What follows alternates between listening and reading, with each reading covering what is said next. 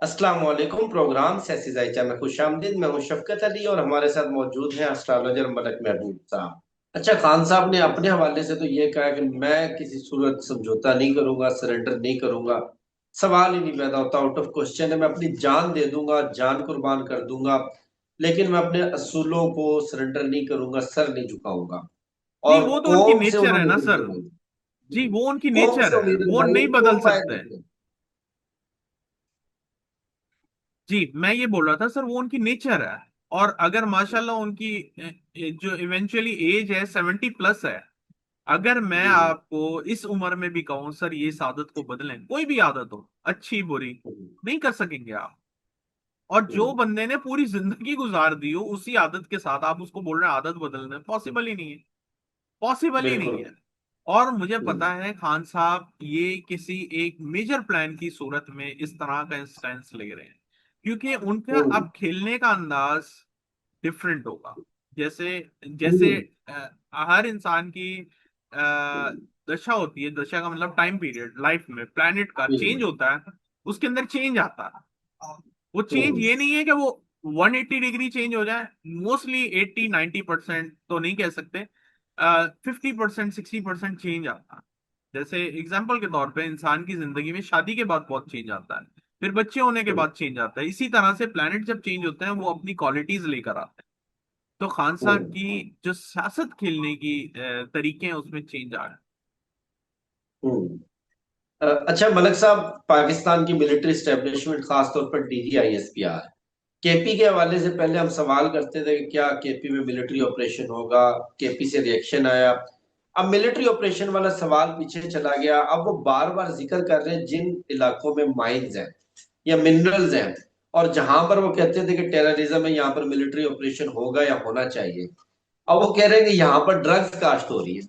और उन इलाकों में सबसे ज्यादा जिक्र वो कह रहे हैं कि सुहेल अफरीदी की जो खैबर एजेंसी है, जहां से सुहेल अफरीदी सीएम का ताल्लुक है, ये हब है। और ये एक नेक्सस है पॉलिटिशियंस और ड्रग कार्टेल का।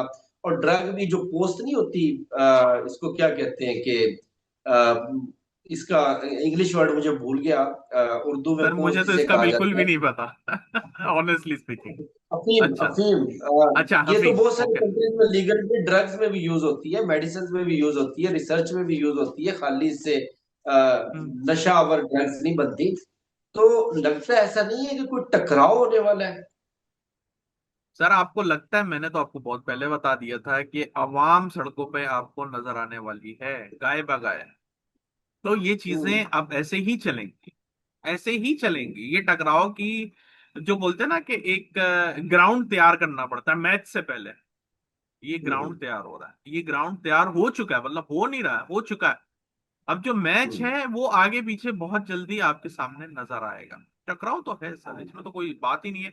और मैंने आपको अभी 2 मिनट पहले ही बताया कि सुहेल आफरीदी बहुत इंपॉर्टेंट प्लेयर है और इनको हम्म, बहुत सेंसिबली खेलना पड़ेगा। इसी वजह से मैंने बताया, मुझे नहीं पता था आपने ये बात करनी है उसके बहुत ही फौरन बाद। तो ये जो जो ये सूरत हाल है, अभी सुहेल आफरीदी के लिए चैलेंजेस हैं और आपके सामने हम्म, आएंगे भी सही। कभी वो बोलते हैं कि वो 9 मई के मुकदमात में थे, अब वो बोल रहे हैं ड्रग्स हैं, वॉट एवर। ये सियासत में ये चीजें चलती हैं सर। जो सियासत है तो ये चीजें चलेंगी। कोई नया भी ब्लेम आ जाए, सरप्राइजिंग बात नहीं है। तो मैं यही बता रहा हूँ कि सोहेल अफरीदी को बहुत मोहतात होके प्ले अराउंड करना पड़ा। मलक साहब, ये पीपल्स पार्टी खामोश क्यों है? सुनने में आ रहा है कि काफी डरे हुए हैं। नहीं सर, ये डर डर नहीं सकते।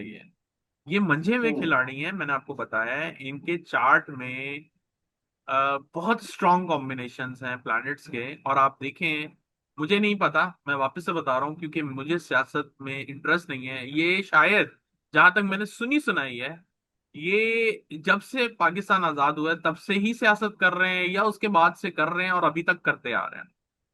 बिल्कुल ऐसे ही है। रीजन क्या है? रीजन ये है कि इनका जो फाउंडेशन चार्ट है, जो मैंने आपको शुरू में बात की थी, कि कुछ जी जी। शादीशुदा जोड़ों की बहुत अच्छी निप जाती है, कुछ की नहीं निपती हम्म, सेम डे में भी। Hmm, time of hmm. Event, time of event जो है इनके बड़े अच्छे थे, जिसकी वजह से इनकी जो सियासत है वो इतनी जल्दी नहीं खत्म होगी जितना जल्दी आप सोच रहे हैं। आने वाले दिन इनको बहुत कुछ दिखाने वाले हैं। लेकिन हम्म, अगर आप ये बोलें कि ये दीवार से लग जाए जिस तरह पीटीआई का हुआ था, ऐसी पॉसिबिलिटीज मुझे नजर नहीं आती। इनकी हम्म, जो मूवमेंट है वो अगर स्लो डाउन भी होगी, खत्म नहीं होगी। ये किसी से डरे हुए नहीं है। ये फिर कोई नया पॉलिटिकल एग्रीमेंट या कह सकते हैं पॉलिटिकल डिसीजन लेकर आपको वापस नजर आएंगे अगेंस्ट नून लीग के। हम्म। अच्छा सर, मेरे एक बड़े अच्छे दोस्त ने प्राइम मिनिस्टर शहबाज शरीफ के बारे में प्रेडिक्शन दी कि इनकी prime ministership, prime minister house से जब ये फोत हो जाएंगे ना अपनी तबी उम्र पूरी करके, अल्लाह पाक इनको लंबी उम्र दे, 90 साल, 100 साल, 150 साल, उसके बाद इनकी डेड बॉडी ही प्राइम मिनिस्टर हाउस से निकलेगी, क्योंकि 25 करोड़ के मुल्क में इनसे ज्यादा बूट पॉलिश करने वाला, बूट चमकाने वाला ताबेदार प्राइम मिनिस्टर स्टैब्लिशमेंट को नहीं मिलेगा। हमने हर किसी के जायचे को डिस्कस किया, इमरान खान, मरियम नवाज, आसिफ अली जरदारी, नवाज शरीफ, फील्ड मार्शल, पाकिस्तान का जायचा, पूरी दुनिया की बात करते हैं। शहबाज शरीफ के जायचे में ऐसा क्या है, कौन सी इनके पास गिद्दड़ सिंगी है? गिद्दड़ सिंगी नहीं है सर। आपको मैं एक बात बताता हूँ प्लेनेट के हिसाब से। जी जी। अगर किसी के जायचे में सैटर्न रेट्रोग्रेड फर्स्ट हाउस में हो जाए ना, तो वो हम्म, बंदा जो है ना ड्यूटी को बड़ा अच्छा निभाता है, किसी भी तरह की ड्यूटी हम्म, हो। हम्म, और उस ड्यूटी में कुछ कॉम्बिनेशन ऐसे होते हैं जिसमें सैटर्न मार्स मिल जाए अगर, या हम्म, सैटर्न राहु मिल जाए किसी के जायचे हम्म, में, तो वो कॉम्बिनेशन बड़ा एक्स्ट्रा ऑर्डिनरी कॉम्बिनेशन होता है। तो ये एक्स्ट्रा हम्म, ऑर्डिनरी कॉम्बिनेशन में होंगे। मेरे पास इनका जायचा नहीं है, क्योंकि अगेन हम्म, इनकी भी टाइम ऑफ बर्थ और डेट ऑफ बर्थ पे मुझे थोड़ा डाउट होता है। लेकिन हम्म, हम लोगों को जब मैं किसी के साथ काउंसलिंग करता हूँ, कंसल्टेशन देता हूँ, तो उनकी बातों के अंदाज से, उनके पास्ट एक्सपीरियंस से, उनके चेहरे से पता चल जाता है इसके जायचे में कौन सा प्लेनेट कहाँ बैठा होगा। तो मुझे इनके चार्ट में डेफिनेटली ऐसे कॉम्बिनेशन दिखते हैं जिसकी वजह से ये बड़े ओबीडिएंट नजर आ रहे हैं। आप इनको हम्म, तो आपने किसी और लैंग्वेज में बताया है, लेकिन मैं आपको एस्ट्रोलॉजिकली लैंग्वेज में जो ओबीडियंस के लिए देखा जाता है, वो नॉर्मली ये देखा जाता है सैटर्न रेट्रो। वो बंदा हर वक्त सर झुका के चलेगा, यस मैन हम्म, करेगा। जो भी जिसको हम्म, कोई भी उसको बोलेगा ना कुछ भी, यस सर, हम्म, ये उसकी हम्म, कॉम्बिनेशन होता हम्म। अच्छा, वैसे आपने इनका जायचा नहीं देखा, गुस्ताखी माफ, लेकिन एक दावा मैं भी कर सकता हूँ कि इनके जायचे में जितने भी इनके स्टार्स हैं या जो भी है, वो तमाम के तमाम रावलपिंडी बैठे हैं, इनके जायचे में नहीं बैठे। है। सर रावलपिंडी बैठे हो, रावलपिंडी इस्लामाबाद से- बैठे हो, लेकिन सिचुएशन यही है। मैंने आपको बताया है कि जो प्लेनेट जिस तरह का होता है वो उस तरह की उसके अंदर जो है एबिलिटीज लेकर आता है, कोई भी हो। हम्म, एग्रेसिव हम्म, देखना हो किसी को, मार्स उसके असेंडेंट में हो, मार्स सन उसके असेंडेंट में हो, वो इंसान शांत नहीं बैठ सकता जब तक कि वो लड़े नहीं। तो ये हम्म, चीजें होती हैं कॉमनली, बहुत क्लियर होती हैं। हम्म। अच्छा मलिक साहब, अमेरिका में स्टॉक्स क्रैश हो गए, हम्म, अप्रॉक्स कोई $750 बिलियन का लॉस हुआ है, बिल्कुल। और $250 बिलियन क्रिप्टो में। और उसके साथ साथ गोल्ड, सिल्वर, ये इकोनॉमी के हवाले से कुछ बताएं कि कहाँ जा रहे हैं ये मामला? देखिए, मैंने आपको स्टॉक्स के लिए बहुत दफा इंटीमेट किया हुआ है, इंटीमेशन दी हुई है कि इसमें ना करें। ये जिस दिन क्रैश होंगे ना, ये आपको निकलने का मौका नहीं देंगे, इसलिए पिछले स्टॉक हफ्ते से की दूर वीडियो रहे। में आपने बोला था, जी, मैंने पिछली वीडियो में कुछ शायद चार बोला पांच था। लोग। जी बिल्कुल जी ऐसे जी। ही है कि ये स्टॉक और जो दूसरे क्रिप्टो वगैरह हैं, ये बहुत ज्यादा वॉलेटाइल हुए हैं। और गोल्ड में तो जो हम्म, मूव आई थी वो तो अनप्रिडिक्टेबल और अनएक्सटेंडेबल चलती रही है। और जैसे ही जुपिटर ट्रांजिट हम्म, किया, आप देख रहे हैं वो वहां से क्रैश होता होता होता अभी 39 पे ट्रेड कर रहा है।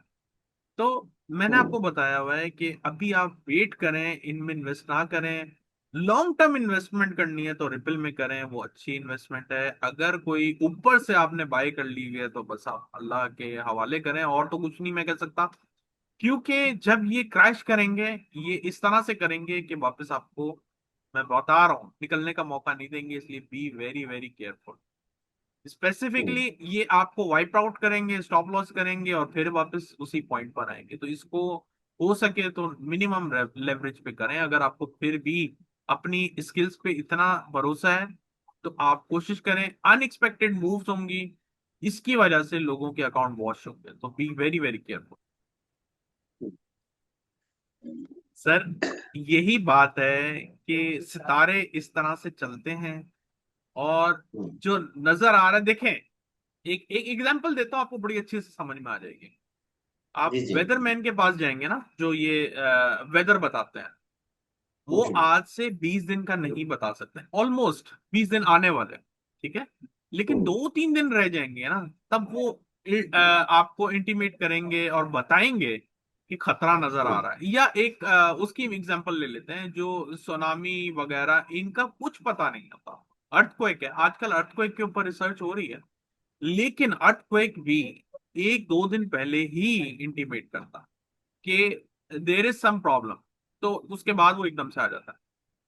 सितारे ऐसे हैं कि एक बच्चा अगर पैदा होता ना, उसकी डेस्टिनी में क्या अप क्या डाउन है, वो पूरे एंड तक पता चल जाता है। बस शर्त ये है, time of birth, date of birth correct हो। तो कहने का मकसद ये है कि ये 2030 का प्लान करें, 2040 का प्लान करें, मैं नहीं कह रहा हूं नहीं कर सकते हैं। और मैंने आपको बहुत पहले बताया था, जब भी सैटर्न रेट्रोग्रेड होता है पाकिस्तान में, ये एक कंडीशन लग जाती है, एक्स्ट्रा कंडीशन, कि ये लोग कोई तरमीम ले आते हैं, कोई अमेंडमेंट आ जाते हैं। बिल्कुल अब ऐसे ही है। अब सैटर्न वापस अमेंडमेंट की तरफ जा रहा है, अमेंडमेंट होगी, लेकिन बात ये है कि ये कब तक रहेगी, ये बड़ा इंपॉर्टेंट इंपॉर्टेंट सवाल है, जिस सवाल का जवाब मैं आपको बहुत पहले दे चुका हूं। मुझे बहुत सारे लोग स्पेसिफिकली डायरेक्ट मैसेज करते हैं कि ये चीजें तो वैसी नहीं हो रही। तो मैं उनको बोलता हूँ, चले नहीं हो रही, मैं एग्री करता हूँ, लेकिन हो जाएंगे, इस बात को आप एग्री करें। ठीक है, तो इसीलिए मैं बोल रहा हूँ आप थोड़ा वेट करें। आपको याद होगा, मैं पिछले साल शायद अक्टूबर नवंबर में जब हम पीटीआई की बात करते थे, मैं आपको बोलता था जी अली जी। अमीन गंडापुर मुझे नजर नहीं आता, जिस पे कोई भी नहीं एग्री करता था उस वक्त। तो किसी ने ये भी नहीं माना था कि गेम में गड़बड़ कहाँ से आ रही है। और मैंने आपको बता दिया था कि वो मुझे अच्छी तरह से याद है, वो जुमला जिसपे आपने बोला था गंदी मच्छी अच्छी नहीं लग रही, कोई और नाम देते हैं। उस टाइम पे मैंने हाँ। इनको पॉइंट आउट कर दिया था कि यहाँ पे प्रॉब्लम है। लेकिन कुछ बातें ऐसी होती हैं जिसको हम लोगों को समझना चाहिए कि ना वो खुल के करनी अच्छी रहती हैं, और ना वो वक्त से पहले बतानी अच्छी रहती हैं। तो जैसे जैसे वक्त गुजरेगा चीजें आपके सामने आएंगी, थोड़ा सब्र रखें, होंगी चीजें। खान साहब ने कल field marshal Asim Munir, establishment, हुकूमत, सबके खिलाफ ऐलान जंग कर दी है। और खान साहब ने कल जो मैसेज दिया है वो शायद कहते हैं ना कश्तियां जला देने वाला, कि अब वापसी का कोई रास्ता नहीं है, अब लड़ाई है। अब कोई बैकडोर मुज़ाकरात का कोई रास्ता नहीं है, कोई अदालतों से रिलीफ मिलने का रास्ता नहीं है, अब लड़ाई है। और लड़ाई कितनी शिद्दत तक आपको जाती हुई नजर आ रही है। और इस लड़ाई में आपने बताया कि चीजें चेंज होंगी। स्पेसिफिकली खान साहब और पीटीए के जायचे में अभी क्या नजर आ रहा है?